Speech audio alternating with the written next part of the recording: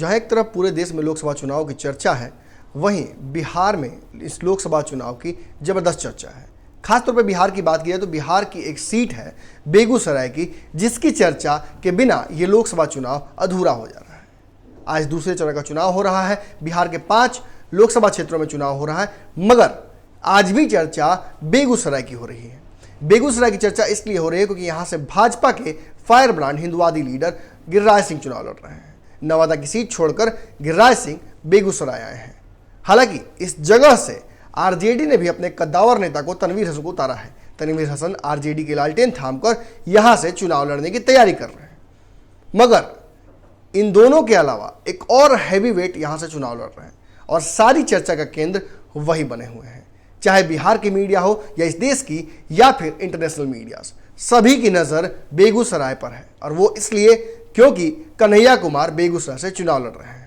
कन्हैया कुमार की जो छवि बनी है पूरे देश में, उस छवि की का भी ये एक लिटमस पेपर टेस्ट है, जहां एक तरफ गिरिराज सिंह के लिए जिताने के लिए उनको पूरी आरएसएस बीजेपी की इंफ्रास्ट्रक्चर और लॉजिस्टिक्स लगे हुए हैं, वहीं कन्हैया कुमार के पीछे कहा जा सकता है क्राउड फंडिंग और इस देश के बड़े बड़े ऐसे स्टार्स जिन्हें लगता है कि नरेंद्र मोदी अच्छा काम नहीं कर रहे हैं और नरेंद्र मोदी सरकार के लिए फिट नहीं है, वो लगातार सपोर्ट कर रहे हैं कन्हैया कुमार की।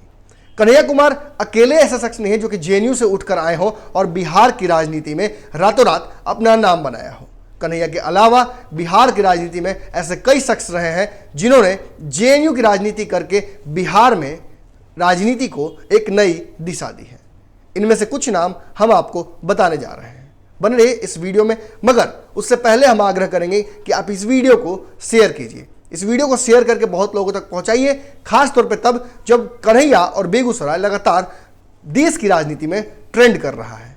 हम आपको बताने जा रहे हैं कि आखिर कन्हैया कुमार के अलावा कौन से ऐसे शख्स हैं जो कि बिहार की राजनीति में अपना नाम बना चुके हैं और जेएनयू से आते हैं। कन्हैया कुमार के अलावा एक बड़ा नाम बिहार की राजनीति में खासतौर पर कांग्रेस से आता है। कांग्रेस के विधायक हैं शकील अहमद खान, जो कि कटिहार के कदवा के विधायक हैं। 2015 में महागठबंधन सरकार में ये विधायक बने थे। 1992-93 में कहा जाता है कि जेएनयू के अध्यक्ष रहते हैं। इसके बाद वह छात्र संघ के उपाध्यक्ष भी बने।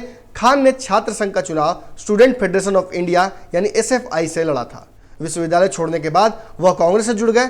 खान ने 1999 में कांग्रेस से जुड़ने के बाद 2015 में वो पहली बार विधायक बने थे। हालांकि खान के बारे में कहा जाता है कि ये कांग्रेस से लगातार प्रेरित रहे हैं।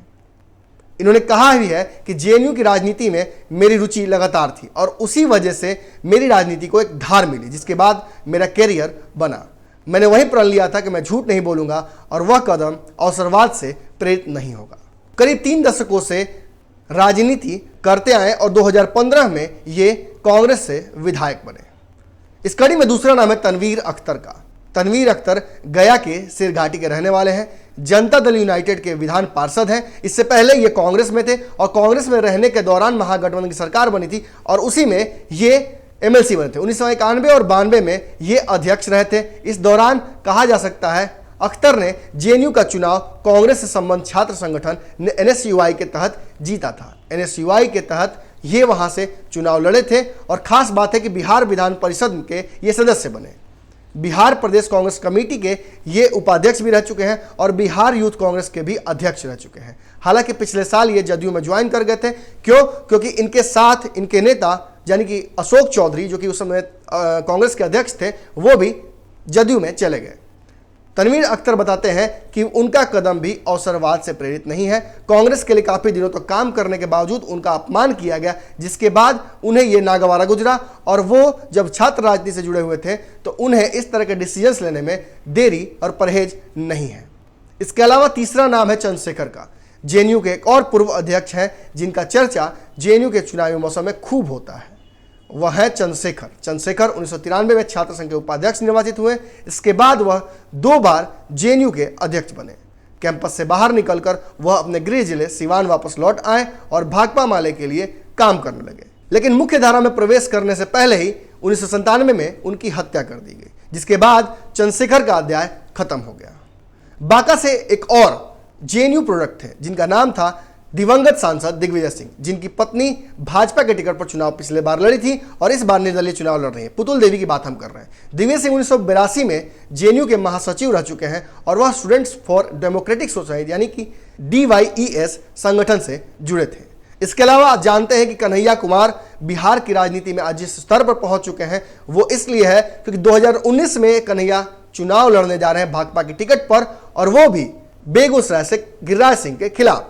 2016 में जेएनयू के एक कार्यक्रम में कथित तौर पर राष्ट्र विरोधी नारे लगने के बाद उन पर राजद्रोह का मामला दर्ज हुआ। बेगूसराय में 29 अप्रैल को चुनाव होने हैं। बेगूसराय से भाजपा के उम्मीदवार गिरिराज सिंह और राजद के उम्मीदवार तनवीर हसन पर खास तौर पे कन्हैया की नजर है। कन्हैया कुमार ने बेगूसराय लोकसभा सीट से भाकपा उम्मीदवार के तौर पर नामांकन भी भर दिया है।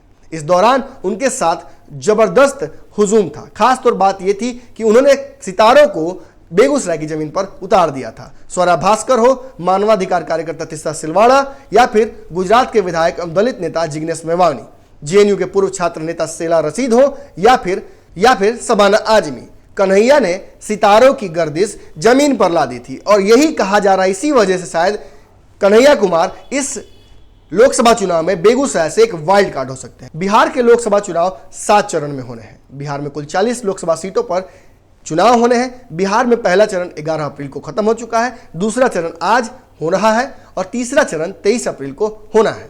चौथा 29 अप्रैल को है और पांचवा चरण 6 मई को। छठा चरण 12 मई को है और सातवां चरण 19 मई को। इसके साथ ही वोटों की गिनती 23 मई को की जाएगी और एक बड़ा जो कहा जा सकता है बम विस्फोट हो सकता है।